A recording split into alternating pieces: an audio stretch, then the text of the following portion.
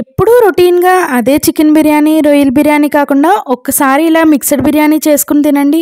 Taste అయితే అద్దిరిపోతుంది. ఇప్పుడైతే వీడియోలోకెళ్ళి process చూసేద్దాం. ఇక్కడ నేను చికెను, రొయ్యలు, మటన్ తీసుకున్నాను.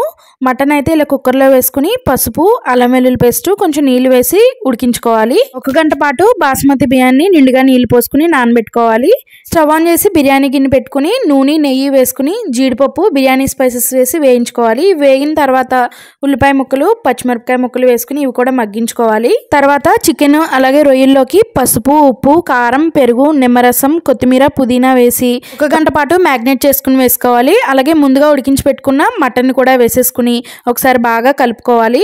తర్వాత దీనిలో 1 గుప్పుడు పుదీనా, కొత్తిమీర, బిర్యానీ మసాలా, కారం వేసుకుని బాగా మిక్స్ చేసుకోవాలి. చికెన్ లోంచి రొయ్యల్లోంచి వచ్చిన వాటర్ అంతా కూడా ఎగిరిపోయేంత వరకు హై ఫ్లేమ్ లో పెట్టి కలుపుకుంటూ అయితే దగ్గర పడనివ్వాలి. ఇప్పుడు ఈ స్టేజ్ లో ముందుగా నానబెట్టుకున్న బాస్మతి రైస్ ని కూడా వేసుకుని రైస్ కి మసాలా అంతా బాగా పట్టేలాగా స్లోగా కలుపుకుంటూ అయితే పట్టించుకోవాలి.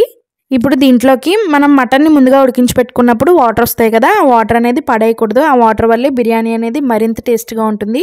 1 కప్పు రైస్ గాను నేను 2 కప్పుల వాటర్ అయితే వేసుకుని రుచికి సరిపడగా ఉప్పుని వేసుకుని ఒకసారి కలుపుకుని మూత పెట్టేసి మీడియం ఫ్లేమ్లో 15 నిమిషాల పాటు ఉడికించుకోవాలి. 15 నిమిషాల తర్వాత ఒకసారి మూత తీసుకుని చూసుకోవాలి. అప్పుడైతే కొంచెం తడిగా ఉంటుంది. ఇప్పుడు ఈ స్టేజ్లో సిల్వర్ పేపర్ని పెట్టుకుని పైన మరలా మూత పెట్టేసుకుని స్టవ్ మీద అట్ల ప్యానం పెట్టుకుని దానిపైన గిన్నె పెట్టుకుని దమ్ పెట్టుకోవాలి. లో ఫ్లేమ్లో మరొక 15 నిమిషాల పాటు ఇలా దమ్ చేసుకోవాలి. వెంటనే మూత తీసి చూడకుండా కొంచెం ఆవిరి బయటకు వెళ్ళిన తర్వాత తీసుకుని చూసారంటే పొడి పొడిగా ఎక్కడా కూడా మాడిపోకుండా చాలా పర్ఫెక్ట్గా వచ్చింది. దీని ఫుల్ వీడియో లింక్ అయితే డిస్క్రిప్షన్లో ఇస్తున్నాను, ఒకసారి వెళ్ళి చెక్ చేయండి. ఇంకా ఏమైనా డౌట్స్ ఉంటే ఒకసారి కామెంట్ సెక్షన్లో కామెంట్ చేయండి. వీడియో నచ్చితే ఒక లైక్ వేసి సబ్స్క్రైబ్ చేసుకోండి.